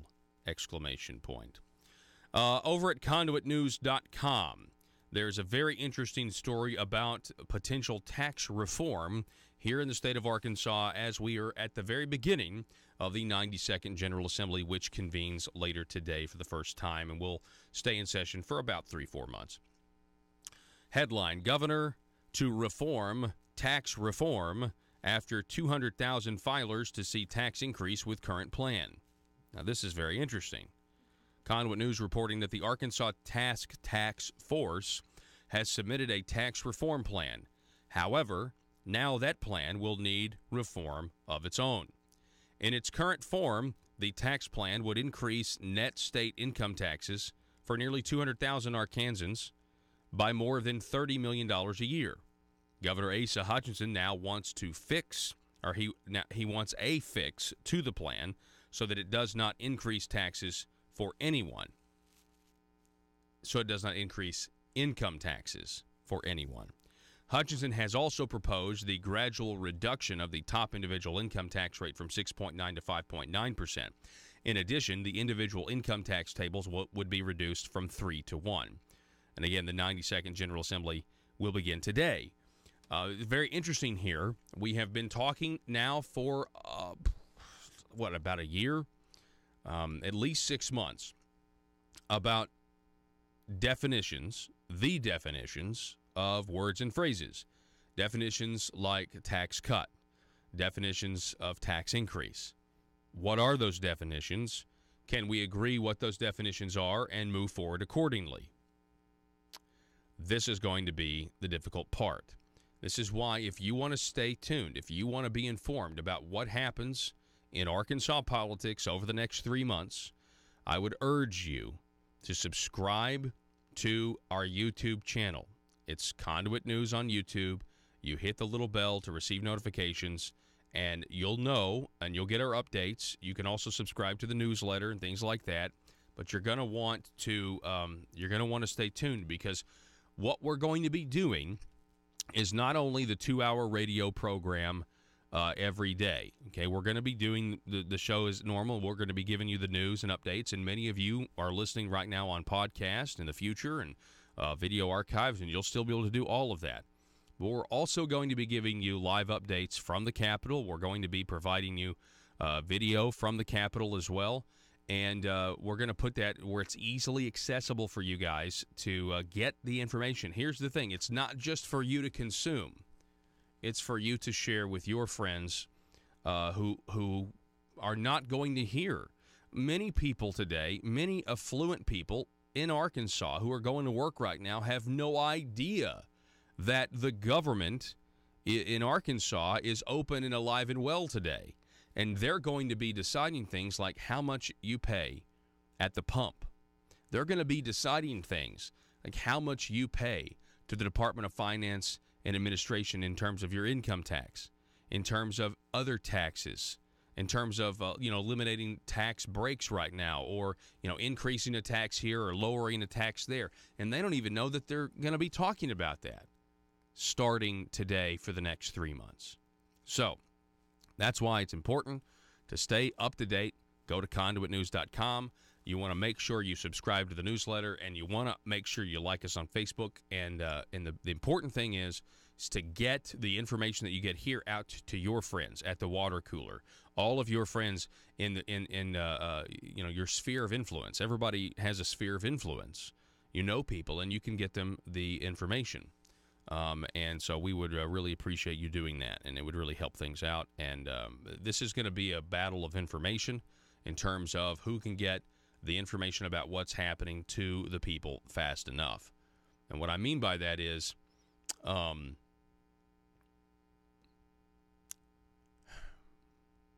in many cases, and this is a sad thing, I mean, but it just is what it is, you're going to have to fight propaganda.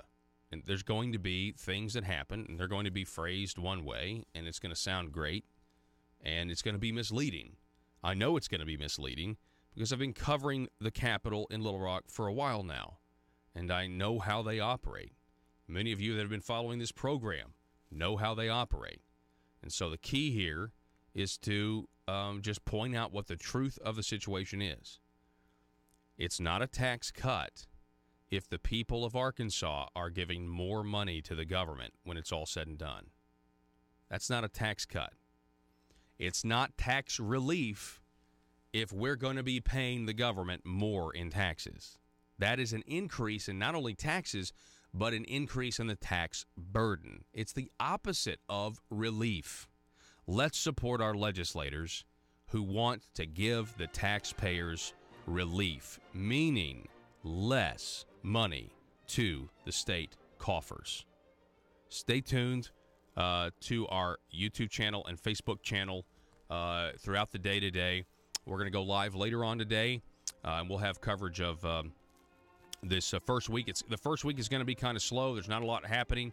Well, there's a lot happening at night, but it's more geared towards libations. We'll see you. We'll see you later today. If not, we'll see you tomorrow at 6:05 in the morning. Arkansas, be safe.